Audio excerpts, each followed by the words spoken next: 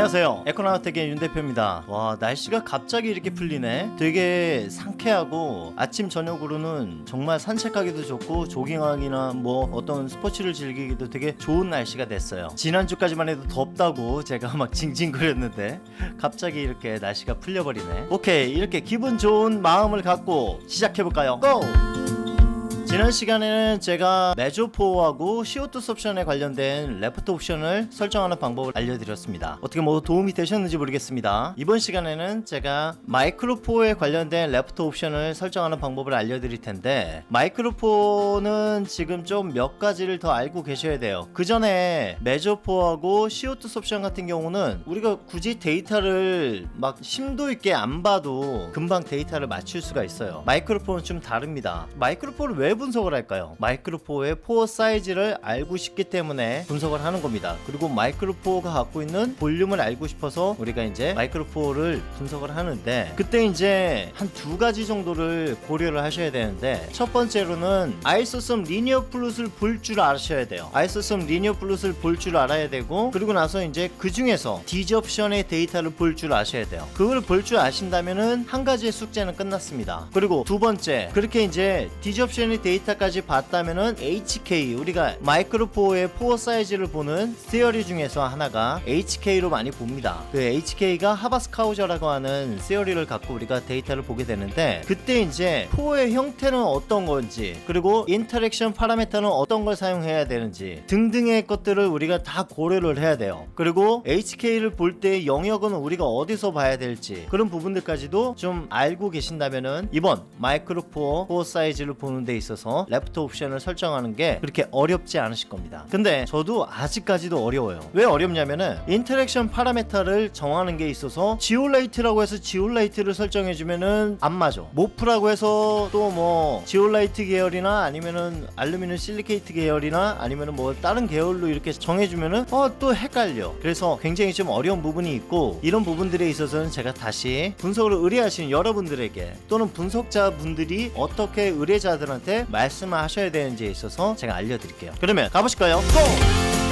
마이크로4 설정 방법은 제가 지난 시간에 올려놨으니까 이쪽을 확인해 보시면 되고요. 그거 말고 이제 우린 레포트를 봐야 되는데, 지금 설정한 것 중에서 하바스카우저 같은 경우는 0.01에서 한 포인트만 설정하시는 거 아셔야 되고요. 그 다음에 이제 레프트 옵션을 가보겠습니다. 레프트 옵션을 가게 되면은 아이소섬 리니어 플롯 보고 BT 보고, 그 다음에 T 플롯 보고 BJH 흡착 탈착, 그 다음에 서머리까지만 봤었죠. 근데 지금은 HK 까지 보셔야 되니까 HK를 더블 클릭 하시면 됩니다. 거기서 이제 서머리를 한번 들어가 보게 되면은, 원래는 위에 뭐 서비스 에리어, 포 볼륨, 포 사이즈까지 이렇게 돼 있다가 이제 마이크로 포어에 관련된 데이터를 보셔야 되니까 그때 HK를 본다고 말씀드렸죠. 그래서 HK에 관련된 거를 클릭해 주시면 됩니다. 그 다음에 OK, 그리고 하바스카우저에서는 우리가 이제 정확하게 봐야 되는데 볼게요. 보게 되면은 이제 포어 지오메트리, 그리고 레포트 셀렉트, 이거 같은 경우는 다 체크를 해 놓으셔야 되겠죠. 그 다음에 인터랙션 파라미터가 있는데, 인터랙션 파라미터를 가기 전에 이제 포어 지오메트리를 한번 보겠습니다. 지오메트리를 보게 되면은 슬릿 타입, 그리고 실린더 타입, 스피어 타입이라고 있어요. 이때 어떤 내가 형태를 어떻게 알지? 라고 이렇게 어려워하실 수도 있는데, 이때 어떻게 하냐면 레프트를 하나 열어보겠습니다. 이게 이제 마이크로4를 측정한 데이터인데, 넥스트, 그러면 이제 아이소섬 리니어 플롯이 나오게 되고, 그때 검은색 흡착 데이터, 그리고 빨간색 탈착 데이터인데, 이 탈착 데이터에서 보니까, 여기 보니까 지금 이건 줌이 안 돼요. 0.4에서 0.5 사이에서 지금 툭 하고 떨어진 게 보여요. 이건 제가 나중에 다시 보여드릴게요. 이 부분에서 이제 픽이 나오게 될 겁니다. 변곡점이 생겼기 때문에 여기서 픽이 나오게 되는데, 이때 픽이 어떻게 나오냐면 BJH 데이터를 보셔야 돼요. 탈착 BJH. 자, 옆으로 쭉 넘어가면은 이 부분이 이제 BJH 디접션이죠. 그때 이제 DV4D 로그 D 스케일로 봅니다. 이걸로 보게 되면은 지금 이 부분 40옹스트롱 또는 39옹스트롱 정도에서 픽이 하나가 떠 있어요. 이게 좀 전에 보셨던 여기서 나온 데이터예요. 그러면은 이 픽은 뭘 뜻하는 거냐? 잉크 보틀 포에서 나타나는 TSE라고 하는 텐셀 스트렝스 이펙트라고 하는 효과예요. 그래서 잉클 보틀 포 뭐냐면 잉크병 모양인 거예요. 그래서 이렇게 머리는 작고 몸통은 큰 그런 모양에서 나타나는 현상이에요. 이게 이제 흡착음, 제가 나중에 다시 이거는 다시 설명을 드릴 거지만, 이 불균형적으로 위로 흡착이 되다가 탈착은 균형적으로 위에서부터 빠져나가요. 그러다가 위로 쭉 올라오는데 주둥이 부분에 이제 분자들이 꽉 차 있다가 거기서 인장력 효과가 발휘가 됩니다. 그러면은 얘가 원래 기존에 백큐ම් 정도로 잡아 당겼을 때 얘가 나왔었는데 안 나와요. 그러다가 조금 더 당겨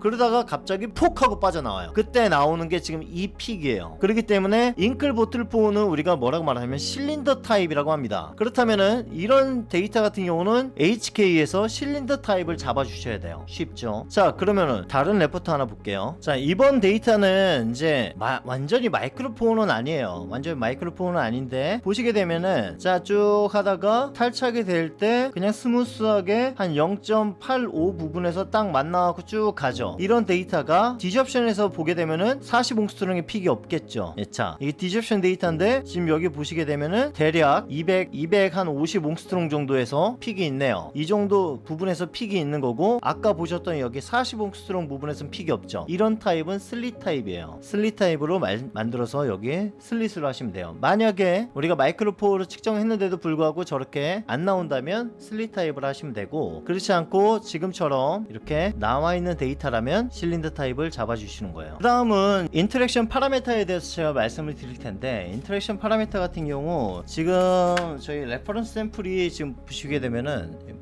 Y 지올라이트가 있어요. 이 Y 지올라이트가 있는데 이 Y 지올라이트 같은 경우 분석을 할 때 이 부분에 보게 되면은 잘 보이나? 이 부분에 보게 되면은 지금 알루미늄 실리케이트 또는 엔터드로 집어넣게 되어 있습니다. 파라메타를. 그렇게 했을 때 데이터가 나오게 되는데 대부분 제가 이제 여기 보겠습니다. 프로퍼티를 보게 되면 지금 이제 어저벤트가 알루미늄 실리케이트로 되어 있어요. 여러 가지가 있습니다. 뭐 포스페이트도 있고 카본 그라파이트도 있고 그때 이제 HK로 되어 있는 것도 있고 지올라이트도 있어요. 근데 이게 Y 지올라이트잖아. Y 지올라이트인데 지올라이트를 사용하지 않아요. 그래서 알루미늄 실리케이트로 일반적으로 좀 가져가시는 게 좋아요. 지올라이트라고 지올라이트를 가져가는 게 아니라 알루미늄 실리케이트로 먼저 가져가십시오. 그 다음에 오케이 하시게 되면은 지금처럼 이렇게 1.57 10⁻43승 이렇게 돼 있습니다. 근데 여기서는 아르고노로 분석을 하게 되면 좀 보여라 하게 되면은 지금 0.139인가요? 0.139 10⁻43승 이렇게 가져가요. 아르고노로 분석을 했을 때요, N2가 아니라. 그렇게 분석을 했을 때 이렇게 가져간다 라고 이렇게 보시면 되는데, 이 부분에 있어서는 좀 분석을 하고 나서 여러분들이 조금은 그 의뢰자 또는 내가 진짜 분석을 하는 분석자라고 한다면 그분들하고 같이 이렇게 많은 이야기를 나누셔야 돼요. 데이터를 한 번에 맞출 수가 없습니다, 이게. 그래서 그렇게 가져가고, 그렇다면 거기서 나온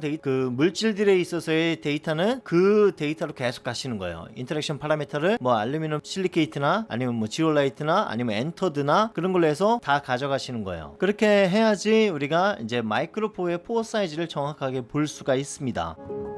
네, 잘 보고 오셨나요?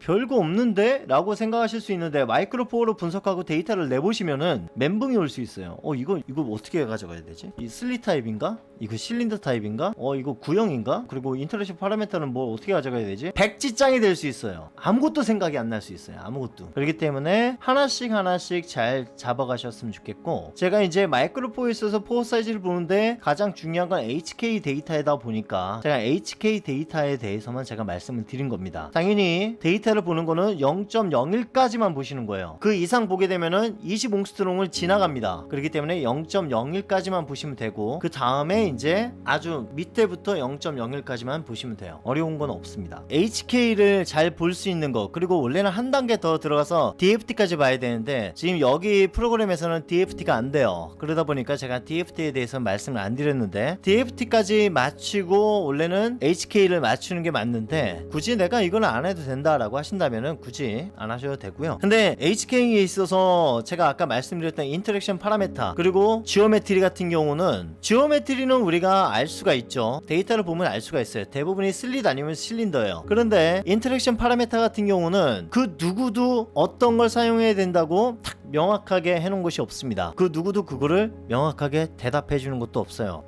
심지어 우리가 어떤 논문을 참고해서 데이터를 내고 또는 시료를 합성을 하고 하죠. 근데 논문에도 인터랙션 파라미터를 내가 어떤 걸 사용했다라고 정확하게 기재하는 분이 있는지 모르겠습니다. 어려운 내용이에요. 어려운 내용인데 일단은 일반적으로 알루미늄 실리케이트로 시작을 하세요. 그리고 나서 나중에 같이 디스커션 하면서 그거를 내가 다른 뭐 지올라이트인지 아니면 포스페이트인지 아니면 뭐 카본 그라파이트인지 아니면 어더로 해서 이제 뭐 그 밖에 다른 걸로 할 건지 아니면 엔터드로 해서 집어넣을 건지 그거에 대해서 많은 이야기를 나누셔야 됩니다. 그렇지 않으면 데이터가 계속해서 오류가 난 데이터로 첨부가 되게 될 겁니다. 근데 그 받으신 분도 그냥 그런가 보다 라고 생각하실 수 있는데 디테일하게 그걸 센시티브하게 보시는 분들은 이거 아닌 것 같은데 이거 어떻게 사용이 되는지 분석자한테 먼저 물어봐 주십시오. 그럴 때는 물어보시고 진짜로 이게 맞는지 정확하게 하신 다음에 데이터를 사용하시기 바랍니다. 그렇지 않으면은 여러분들 데이터는 다 거짓말이야.